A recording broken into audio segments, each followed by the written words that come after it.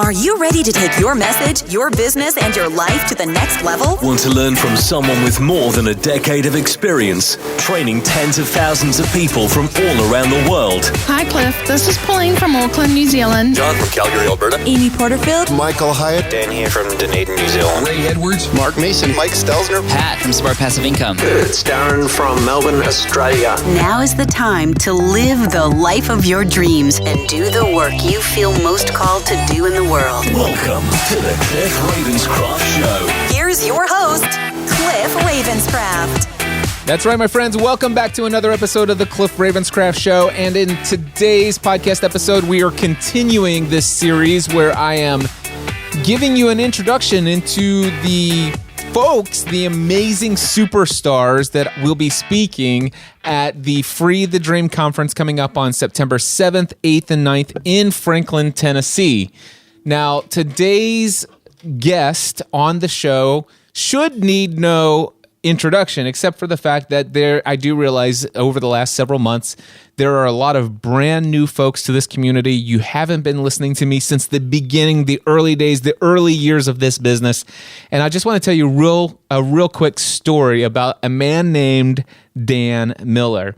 And I got to say this, I was really struggling in the earliest days of my business.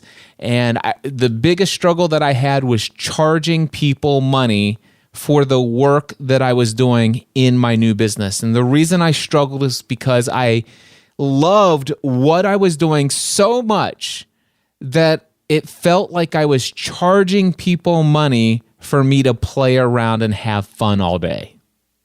And there was a whole mindset issue that completely needed to be radically altered. And I read this book called 48 Days to the Work You Love as a result of hearing Dave Ramsey on his radio show talk about this book all the time. His friend Dan Miller, 48 Days to the Work You Love. And eventually I'm like, okay, he's given this book away to so many people on a show. When I say he, Dave Ramsey, with people who are really struggling with the kind of stuff that I say I'm struggling with. Maybe I ought to get myself that book. And I read the book 48 Days to the Work You Love, and my life was radically, profoundly changed as a result of it. My mindset shifted instantaneously to the point where I finally felt awesome about charging people for the work that I was doing. And I no longer had any guilt associated with invoicing people for this work that I loved to do so much. In fact, I felt awesome about it. And I encourage you, by the way, to go grab yourself a copy of the book, 48 Days to the Work You Love. 48 Days to the Work You Love. Anyway, one of the things that I've always been into personal development, personal growth, learning new insights from people out there. And it was back in 2009. I'm actually going to look it up. If I go to mindsetanswerman.com/Dan Miller, I'm going to look up the date on this particular podcast episode.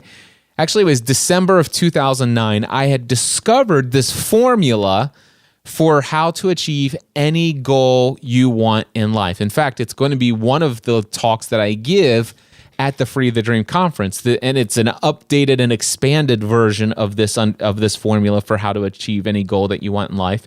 And it's beyond what I've actually shared previously, even in this podcast episode. So it's going to be a great talk at Free the Dream. But anyway, even in its rawest form, which it used to be a 4-step formula, which is number 1, believe it's possible. Number 2, write it down. Number 3, tell others. And number 4, work the plan as it becomes available. That was the original teaching that I had heard. And I'm like, I wonder if I can just put this to the test. And I said, okay, I have a goal. I'd love to meet Dan Miller. And I don't mean just meet him. I would love to have a conversation with Dan Miller beyond that, where you go to a conference, stand in line, and you're one of 50 people who shake his hand after he's talked at the event, and basically everybody says the same thing: you've had a profound impact on my life, and there's no way he's going to remember me out of all of those 50 people. I want to be able to have a conversation and let him know he's really had an impact on me, and I really feel like there's something special about how many people I've been able to help as a result of him helping me, and And I really want an opportunity to connect with Dan on a level where he would maybe even remember me after our conversation. Sounds crazy, whatever, but that's my goal. So number one, I asked myself, is it possible? Yes, I do believe this is possible. Well, step number two is write it down. And so I wrote it down as it was my goal. So I actually wrote down, this is my goal. And then number three was to tell other people about it. And I'm like, okay, well, let me hit record on a podcast episode and tell people what my goals were. So I recorded a podcast episode where I talked about this new formula that I found.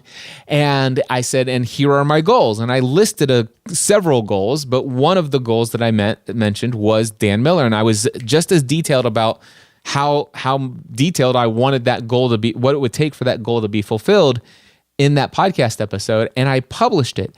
And I'm not kidding you, 40 minutes after I published, I get an email from a guy named Andy Traub. And Andy Traub says, hey, Cliff, I listen to your podcast all the time. I saw your podcast as soon as it came out. I listened immediately. Just heard you mentioned Dan Miller. I happen to know Dan Miller. I'm a personal friend of his. And he would love to connect. Would you like me to introduce you? I can make this happen. And I'm like, seriously? Heck yeah. And so within 1 week, Dan Miller is a guest on my podcast. And in fact, you can go to mindsetanswerman.com, mindsetanswerman.com/Dan Miller. And you can hear the interview. The very first time I ever had a conversation with Dan Miller was December 18th, 2009. And I got to tell you, that was like, I was fangirling. I felt like I was so nervous, and oh my gosh, I couldn't believe that I'm talking to Dan Miller. This is insane. And of course that goal was met. And there's a story that goes on after that call, or after that interview. He asked me if I would be available to set up a podcast coaching session with him. And then as a result of that coaching session, he says, would you like to come down to my home here in Nashville and set up a podcast studio for me? Joanne's gone for the weekend, and you can stay in the guest room, and we'll go out to a show here in Nashville together. And I spent the entire next day setting up this thing, and we have become, over the years, we are very close personal friends and have been that since. And it's like, not only was my goal achieved by believing it's possible, writing it down and telling other people about it, I didn't have to go into step number 4. Step number 4 just happened. Work the plan. It's like, okay, well, yeah, okay, Andy says this and that, and okay, yep, we're good. But anyway, that's how Dan and I met. And what happened as a result of just knowing Dan had sold over 1 million copies of this book, 48 Days to Do the Work You Love. He had a very wildly successful podcast as far as people who were loyally devoted to the work, the message he was putting out in his podcast on a weekly basis, and he still does today. I've been subscribed ever since. It's been one of my top podcasts I've always been subscribed to, never miss an episode. And so, because of his podcast and a majority of the people who listen to him are looking to find some way to either add a little side business or build their own business doing the work they love full-time as their career.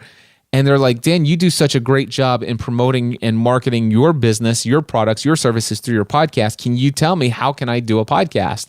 And Dan doesn't know how to do a podcast. He had somebody else doing it for him until I met him, and then I took that over.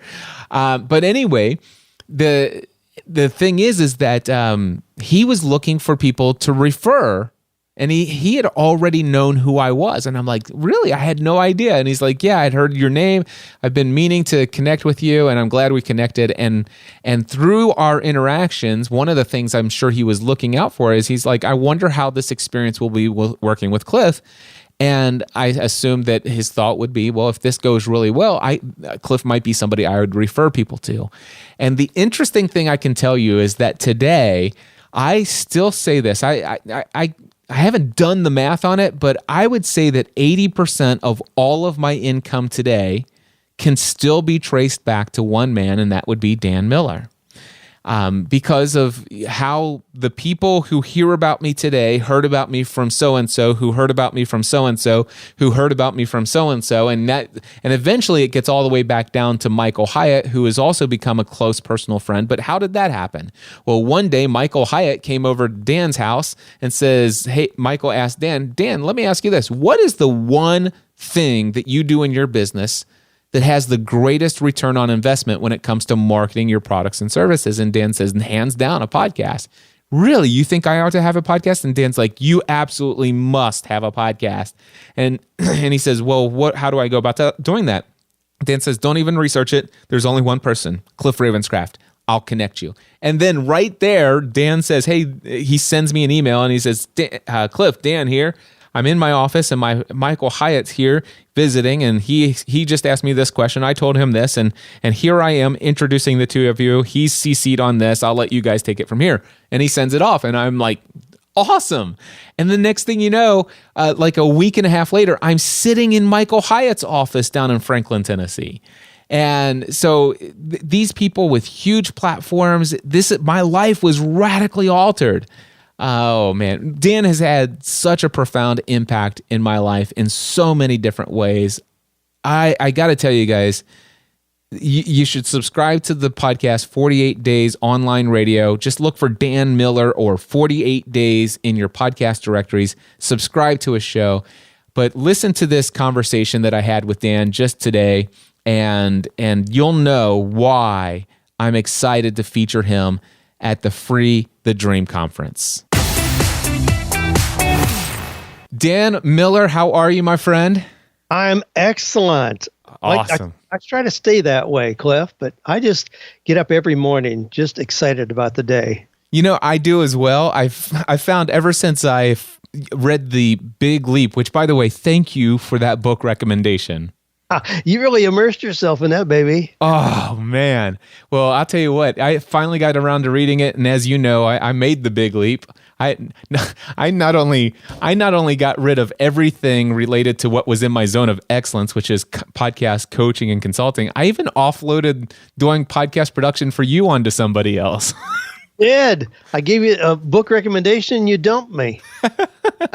Although I have a strange suspicion that you are served extremely well by our great friend Jody Smith. Oh my gosh, he's amazing. Absolutely. He's opened my eyes to some things, and we've taken on some new ventures together. Yeah, he's been great. Thank you so much for setting that up. Oh, it is my pleasure. Well, I'll tell you what, Dan, I have brought you on in the series of conversations that I'm having here in the podcast where the purpose of these conversations is to introduce my audience, those who don't yet know who Dan Miller is. Who is this guy and how does he show up in the world? And why am I so darn excited to give you a session on my stage to speak to my community? That's why you're here today. All right. You know, there's a presentation I do that's titled, Who Am I? Why Am I Here? You know what? Will you tell that story? I love that story. I think it's a great anecdote. The story of who. Yeah, tell that story that illustration that you always give. Oh my gosh! You're talking about the little rabbi that would walk in. Oh my goodness! There was a rabbi who lived just outside of Capernaum, who would stay in his little cottage and study and think and contemplate and meditate. But a couple times a week, he'd go into the little town for supplies. So he went into town, and being a rabbi, loved to get involved in discourse, conversations with people. And all of a sudden, he realized time had slipped by. It was already getting dark, and he needed to get back home. So he headed back home and walking along, reciting scripture out loud to himself, just thinking, lost in thought. And all of a sudden, a voice came out and said, "Stop. Who are you? Why are you here?" And he thought, wow, he kind of gathered his thoughts. He thought, am I hearing voices? There's nobody on this path going back to my house. And he started walking again. And again, the voice came out, "Stop. Who are you? And why are you here?" Well, then, in being able to see a little more clearly, he realized he was right in front of the Russian garrison. And the voice came from a young sentry. Well, being a rabbi, he answered a question with a question. He says, "Young man, how much do they pay you to stand here and guard this post?" The guy says, 100 denarii a week. And the rabbi said, "I will double your pay if you come with me and every morning as I leave my cottage, ask me those two questions. Who are you? Why are you here? That's the story. And so it's a worthy question for all of us. Well, you know, Dan, I was just recently listening to some old archives of a podcast I did called Pursuing a Balanced Life. And specifically, I was listening to archived content from 2000, let's see here, 2000, I think it was 2008. So it was the first year I was in business. And I realized back then, I know what it was. So I was recently faced with somebody at Planet Fitness, and I went in one day and they said, "How are you doing?" And I said, "I'm doing awesome. How are you?" And the guy looks at me and he says, "It's Friday." Oh, yeah. You know, and so I was having a conversation just recently with another speaker, and I titled that episode "It's Friday," because in the whole thing I was saying is like, man, it has been so long since I've had that mindset, but I totally understand it. But I'm so far removed, I can't even imagine having that attitude ever anymore. And I said, but man, do I just barely remember it. And what's so funny is that episode recently, which was released just in the last couple of weeks as compared to when this one's released. And I was looking through my archives just to remind myself of how I used to think a lot. And so I what was my mindset back then? And I found a 2008 episode of Pursuing a Balanced Life, and it was titled, "It's Friday." Actually, wait a second. No, it was 2007. Okay, I know for a fact it was 2007, and it's because I hadn't yet left my day job. And it was titled, "It's Friday." And I hit play, and I'm like, oh my gosh, guys, welcome to another episode. Man, am I glad it's Friday. And I'm like, oh my gosh, that was me. So, and what I realized, and this all goes into your story of that specific question, what I realized is that I was talking about the fact that I desperately need to do something in my life because I am so stressed at work. I'm such and such. And there's this guy that Dan Miller has been talking about in his podcast called Michael Hyatt. This is literally back then. I was like, I have no idea who Michael Hyatt is, but Dan speaks of him so highly. So I've been listening to his content, or I've been reading his blog, and there's these things called life plans, which I've heard of a business plan, but I'm going to do a life plan, and I just need to set aside time. And next thing you know, I listened to another episode about a week later, and I'm still stressed. I'm still like burned out, candle burned both ends of the stick, blah, blah, blah. And I'm like, guys, I still haven't had a chance to set aside time to do this life plan thing. I don't, hopefully this week. I listened to another episode a week later, and I'm still stressed, and I still haven't done it. Finally, 4 weeks later, I get into a podcast episode where I said, guess what, guys? I'm so excited. I have this dream, this vision. What would life be like if I could leave insurance and do podcast-related stuff for a living? Mm-hmm. And I realized it wasn't necessarily the template that Michael Hyatt gave, I did dive deep into the template that Michael Hyatt gave away for free on how to develop your own life plan. And here's the thing. It's not so much the template as much as it was I realized there were two questions that it prompted me to ask myself. Number one, what do I want from life? And number two, what would it take for me to achieve it? Great questions. Anyway, your rabbi story reminds me of that. Well, once you get clear on that, who are you and why are you here? Like dominoes start to fall over because clarity of vision at the front end helps the reality come into view every time. Dan, there is a multitude of reasons why I'm excited that you're speaking at the Free the Dream conference.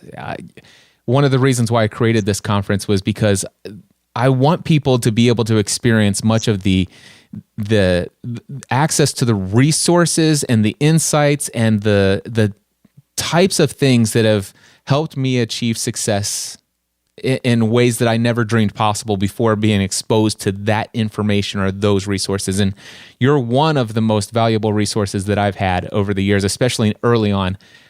Your book, 48 Days to the Work You Love, as you know, I've told you countless times that it has radically changed my mind about what work is. I used to think that to be able to feel good about earning money, you had to work hard, and the more you hated the work that you did, the better you should feel about the money you earned getting it. Ouch. And I remember when I left my career in insurance and I'm sitting here doing podcast related stuff. Back then I loved it, and I at the time I was only charging $50 an hour, but I felt guilty because I spent an hour talking to somebody, and I'm like, that wasn't work. I just had that guy just paid me $50, and all I did was sit around talk about stuff. I would have paid him $50 to listen to me talk about it, and I felt so guilty about sending the invoice until I read your book. Do you find that other people struggle with that concept? Absolutely. Yeah, absolutely. Especially people of faith often do, because we kind of think that, if we enjoy something, it ought to just be our ministry. And then we go do the dirty work, something we hate, just to be responsible. So we counterpose those two things. If it really comes easy and we enjoy it, it's probably just in the godliness category, but not something we do to provide for our family. That was a big hurdle for me. I mean, something that I enjoyed so much, and it seemed to be just a ministry gift, just helping people get clarity in where they were going. But to then start charging for that was a big barrier. My dad was a pastor. It came out of the tent-making ministry background, so he was never paid for that. You do something else to provide for your family. So that was the dichotomy that I was raised with. And when I started gently opening the door to charge people for something that I enjoyed so much anyway, what happened, rather than those people being resentful, well, now instead of just being the nice guy at church, now you're going to charge us for it, it worked the other way. It was like a dam broke. People lined up because now they saw me as a real professional, as somebody they really could trust with their challenging life issues, rather than just the nice guy that they saw in Sunday school. It surprised me, but the verification of that has continued years and years later, the same thing. And I have pastors. I mean, one of the big groups, affinity groups of people that I've worked with over the years has been pastors.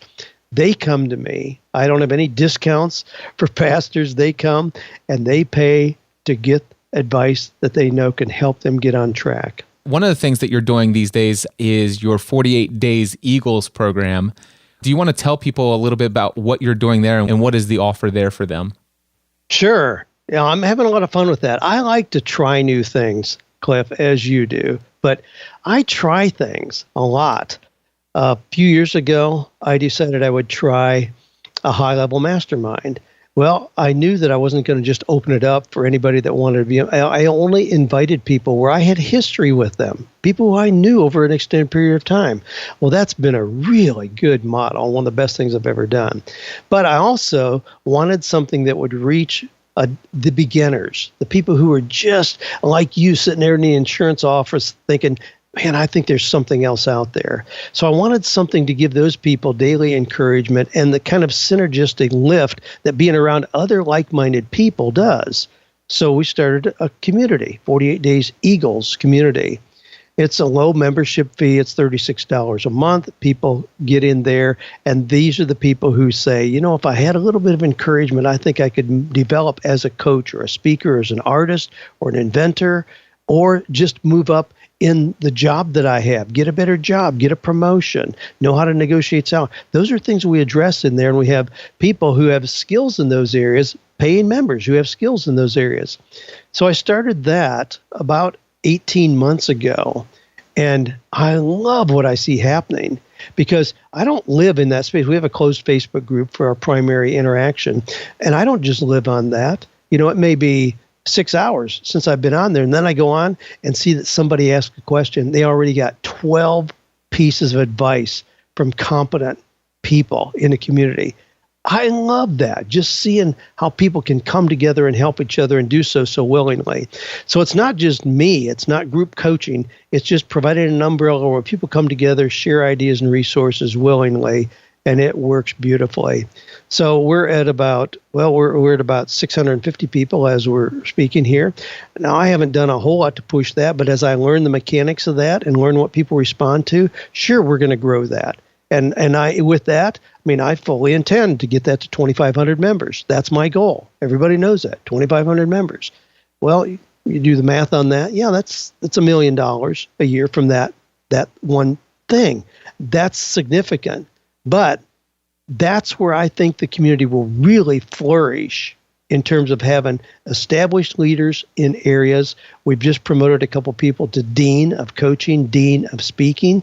So we're bringing in people who have high levels of competence to guide others in the community who have a desire to excel in that area. Yeah, and one of those is Giovanna Ellison, obviously, and she's also speaking at Free the Dream, which is cool. She is. What's she going to speak on?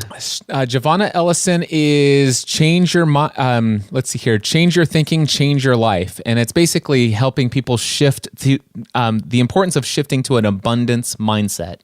Well, she's amazing in that space. She will rock the house. Yes, she will. Oh my. Yeah. Yep. So another thing that I'm really interested in your story, knowing that there are a lot of people in my community, believe it or not, Dan, over the years, I've been mentoring and coaching people who are in their late 50s, 60s, and even early 70s. And here I am, 45 years old, mentoring these people through things. And I would love for you to speak to some of those people in that age group who feel like, man, I've already invested so much of my life into this career path. Let's just say they're making $120,000 a year, but they're exchanging 5 days a week of unfulfilled living to come alive and experience life on the weekends. Or in some cases, I hear some people have expressed it to me, I work 50 hours a week, 50 weeks a year, so that 2 weeks a year I can go and fully live a life that I love on vacation with my family, and I get to fully experience that. One of the mindsets that I see from a lot of these folks is that it's just way too late in life to create this newfound internet/based business stuff. Yeah. But your story is unique.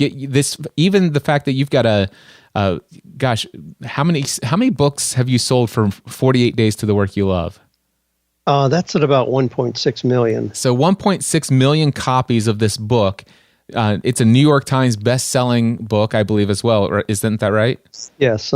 So you've got this, but at what age did this brand, this business that you have today, at what age did that happen for you? Yeah, I was 17 years old.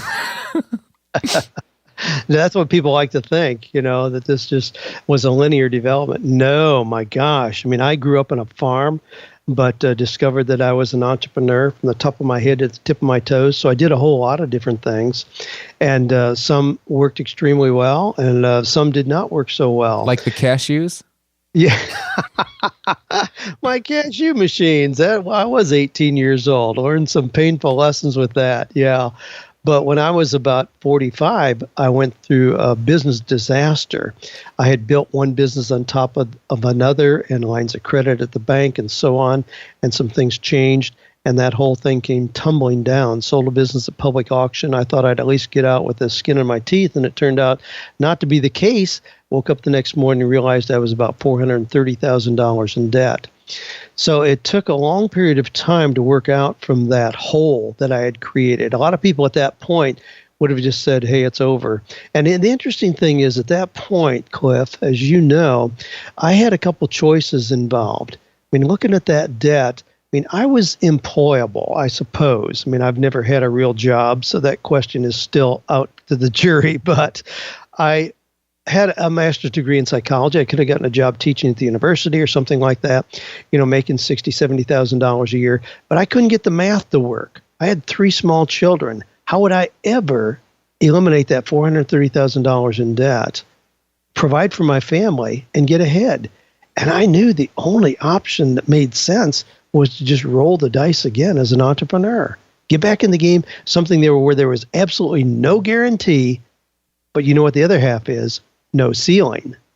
That's what I did. So I got back into the game. Now, it still took me longer than I anticipated. When I was 52 years old, I was flat broke, and I was thrilled meaning I had gotten back to zero. Wow. I got back to zero, and it was one of the happiest days of my life. I mean, I walked into my office one morning, and the fax machine, back when we had fax machines, started peeling off 14 pages of IRS lien releases. And at 52, I was a free man. Most everything that I've done that people recognize me for today happened since then. At 52, that happened. I was 57 when 48 Days to the Work You Love was published in hardback form when it first came out. Wow.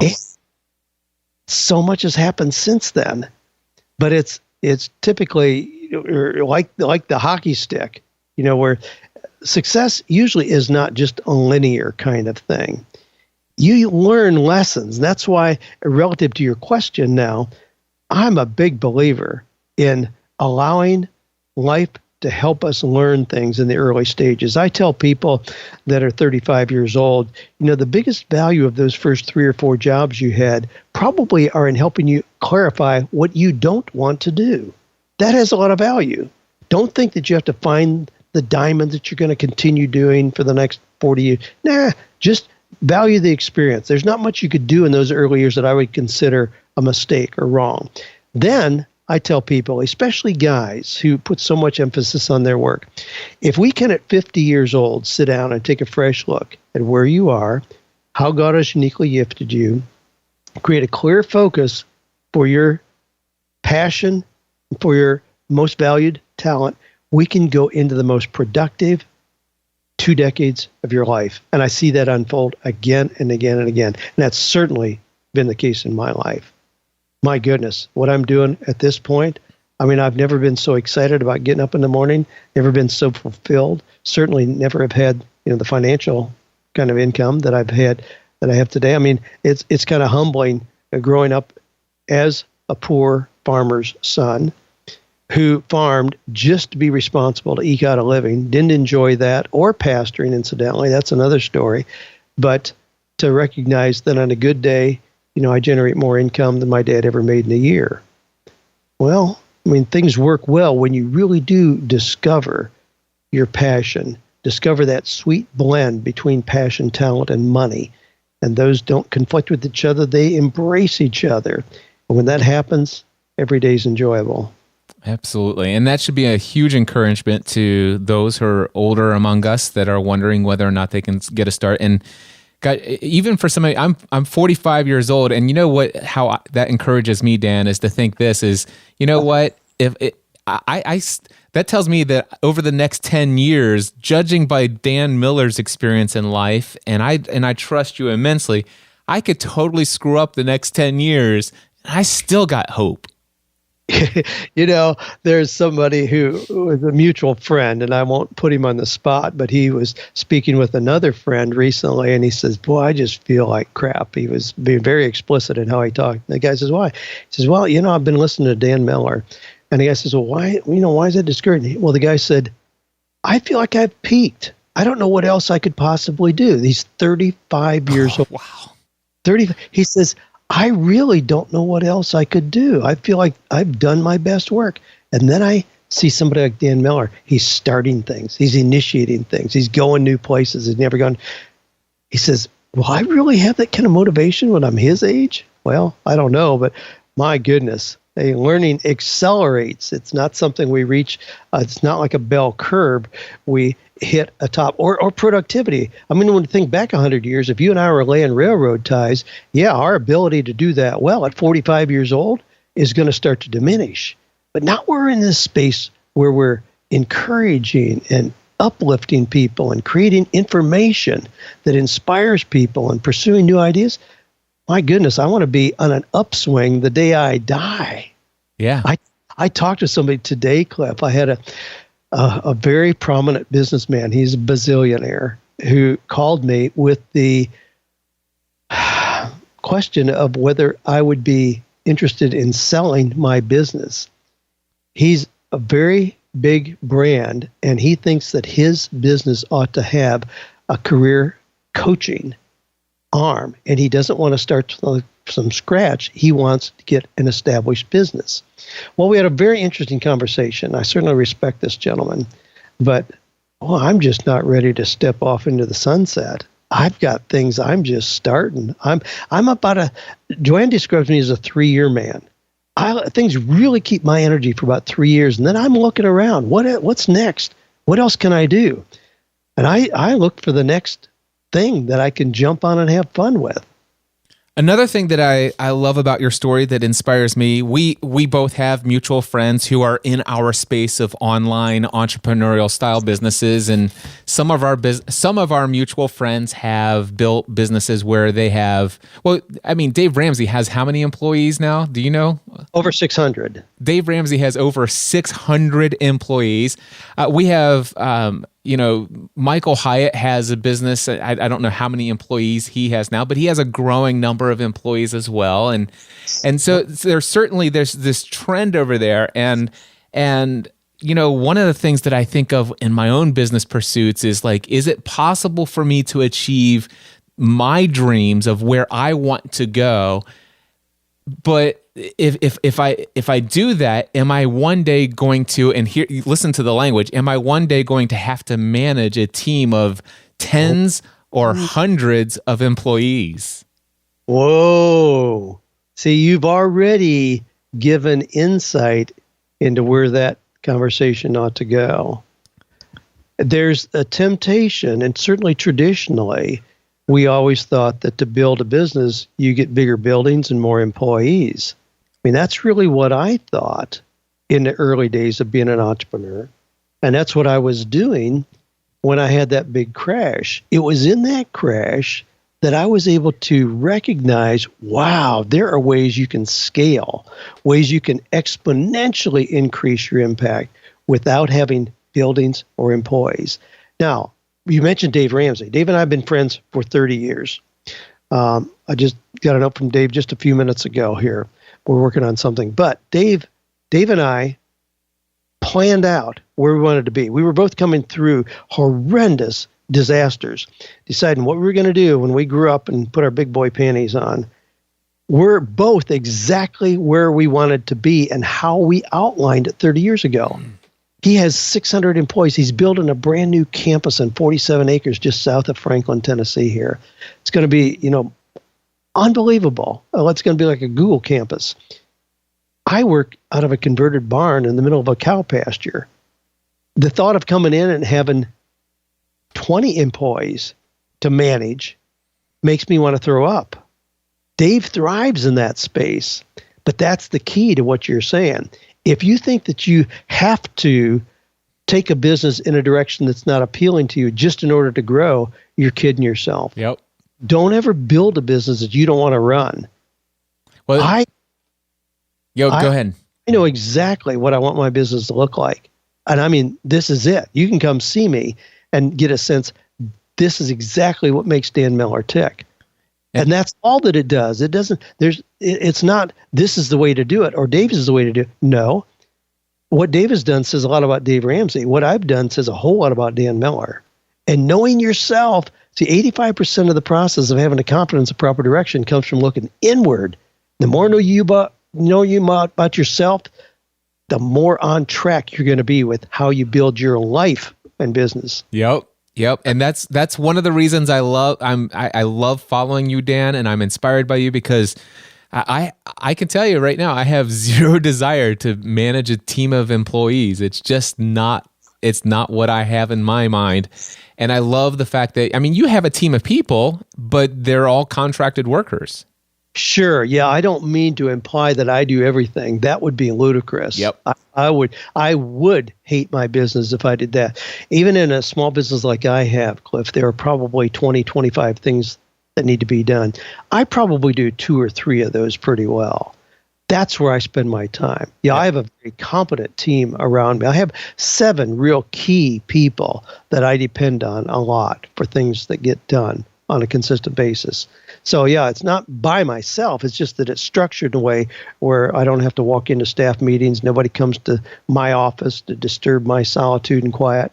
It's still set up in a way that I enjoy it. I love that. We were talking about, finding direction, being clear, being true to yourself. It may not happen when you're 18. It's not likely to happen. I don't like to coach people who are 25 years old because I don't think they've had enough life experience yet to really be able to ask the right questions. That's why I like working with people who are 45, 50 years old, because we can draw from the rich experience they've had, even if it's been unfulfilling and is frustrating at that particular point. It still has value in clarifying. I work with a lot of physicians, attorneys, dentists, pastors, people like that by virtue of their academic experience and work experience feel trapped in what they're doing. No, not at all. But when we make even what appears to be dramatic changes, we still validate that background. They can go into things where they utilize the background experience they had, even if they're never going to again have their hands in somebody's mouth or stand behind a pulpit on Sunday. So this is an ongoing process. When you talk about, free the dream, oh my gosh, that's something that can happen when somebody is 18 or when they're 88 years old. And I've seen certainly lots of that on both ends.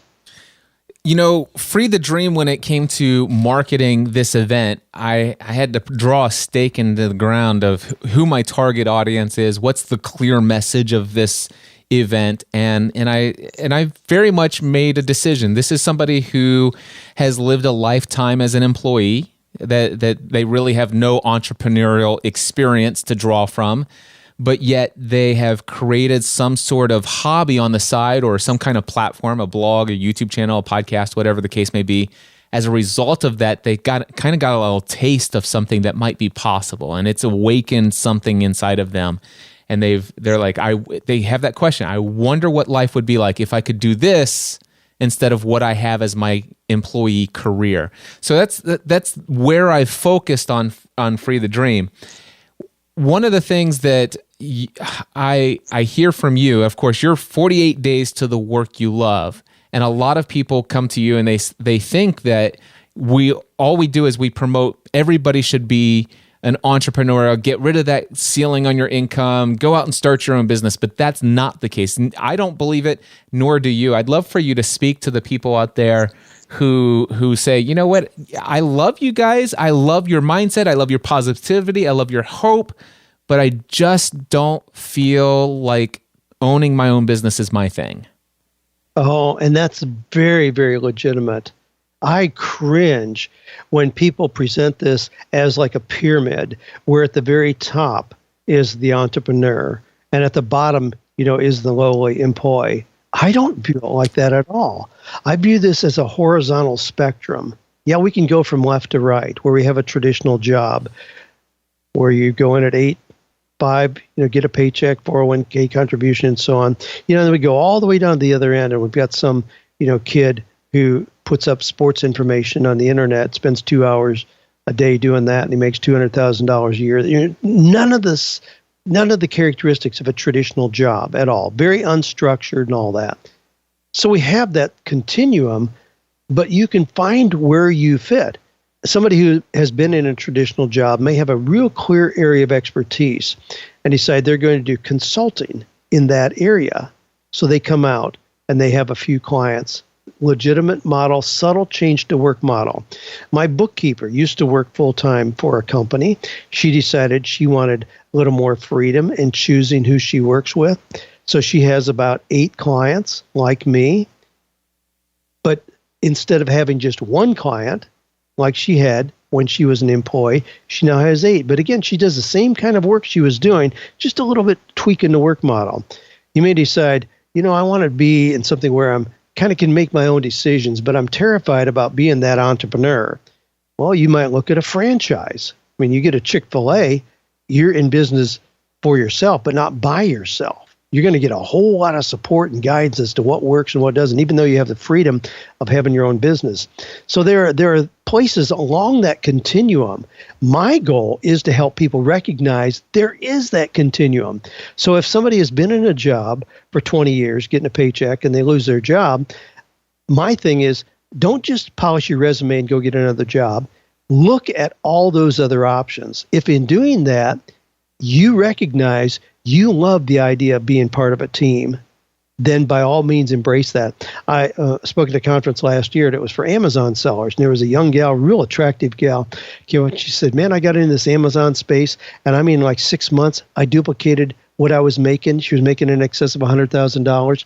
She said, it just seems, so easy. Why am I not happy? I had a 3-minute conversation with her, and I said, you need to go get a job. And she was like, what are you talking about? Isn't this a move up from that? I said, no. You like getting dressed up. You like the camaraderie of going in and hanging out with the team, being part of. There's no shame in that. Do that, and do that with excellence. Now, in today's environment, there can be combinations. So we have a lot of people in the 40 Days community who work full-time jobs who are spending 10 to 15 hours a week on a side biz, having a whole lot of fun, making extra money. Everything fits beautifully, but we're not pushing them to go to that full-time. No, it's a side biz. So there are all kinds of combinations that we can have. Personally, I know where I am. Yeah, I'm way off the deep end there because the opportunities are just so ready, it seems, available behind every bush, and I just never run out of new ideas, things to start that I know will generate income. That should be an encouragement to those of you who hear us entrepreneurial type people talking about the fact that, oh my gosh, I can't imagine not taking the risk. And I have heard people say, well, do you know how much of a risk it is to only have that one client that pays you? Which, if you think about it, an employed person, we're all self-employed. If you think about it, right. the business is me incorporated, and those who are titled an employee, they have one client that they rely on for all of their income. Is what right. that. So, but the thing is to not see that as a bad thing. I think what you and I are advocates for is not necessarily entrepreneurship, although we are good advocates for entrepreneurship if that's your calling. But what we're advocates for is living the life for which you were created. And I believe, well, I'm not going to put words in your mouth, Dan, but wouldn't you agree that we were all created to thrive in life? So if you're going to be an employee, you should be a thriving employee. And absolutely. You, as an employee, you should experience joy in the work that you're doing. You should have margin in your life where you're not actually working all around the clock, 60, 70, 80 hours a week. But if you're going to be an employee, you should be thriving, and you should be excited to get out of bed and go into that job on Monday morning. Totally. Work is one tool for a successful life. It's not the only definition of success by any means. It's just one tool. But then the other criteria by which we measure success are going to come into play as well. If you're an entrepreneur and you're spending 80 hours a week in your business, you're sacrificing success in some other areas of your life. Guaranteed. It's physical, it's spiritual, it's in your relationships. Something else is suffering. You can't do that. So it's not just a matter of, are you an employer or are you an entrepreneur? It's, no, how are you living fully alive? Yeah. And that's something you can address no matter what your work situation is. Let me ask you this, though, because there are so many people I know, and it was a part of my story. There's certainly things that I know today that if I knew back then what I know now, I probably wouldn't have worked as many hours as I did.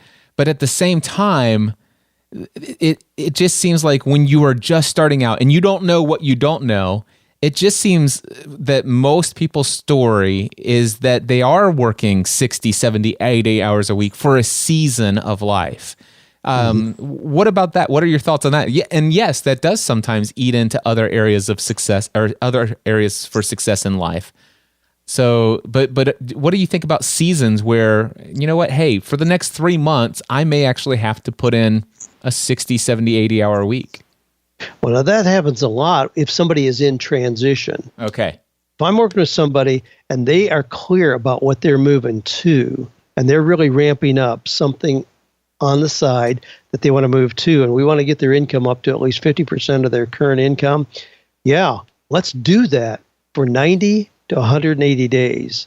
But let's not see this as a 3-year thing. Yes. Let's see it as, yeah, okay, everybody ought to be on board. Spouse, kids ought to be on board, involved in the process. For 6 months, this is what mom or dad is going to do, and we're going to see the results. We're going to benefit from this on the other side. Transition, absolutely. Now, I love to work. mean, I have to monitor myself still, and you know that feeling. Yeah. I have to monitor myself, but I allow myself 50 hours a week. That's pretty typical for me. Do I have to? No. But am I looking for an opportunity to just slow down? And no, I'm not. But that's a pretty good balance for me, is that 50 hours a week. Our kids are grown and gone. Joanne allows me that. She knows that I enjoy it. And then I still have plenty of margin for the other things that I want to do. And the interesting thing is I happen to know this, Dan, is you can allow yourself 50 hours a week, but most people might look in at your 50 hours and if they were to audit those 50 hours, they would be saying, wait a second, you call this work? Well, that's a good point, because you may come by and I'm sitting out under the patio on a swing, reading The Big Leap by Gay Hendricks. Well, am I working or am I playing? I mean, It's something that I would want to do anyway. It's not a hardship, but it's something that in doing so, then I can pass on those principles to listeners and readers. So, yeah, my work and play are pretty seamless. But now, and they are beyond that as well. I mean, I'm just as likely, you may come by at 3 o'clock in the afternoon, find me out on my little John Deere tractor working on a new landscaping area, or out with one of my grandkids, doing something. Well, I don't have hard and fast lines for when I'm working or when I'm playing. Yeah. So it comes and goes. It's a fun life. I think the real goal here for everybody is to find out who you are. What do you want? Ask yourself the questions. Who are you and why are you here? And once you get that, then say, what do I want from life? And what would it take for me to achieve that?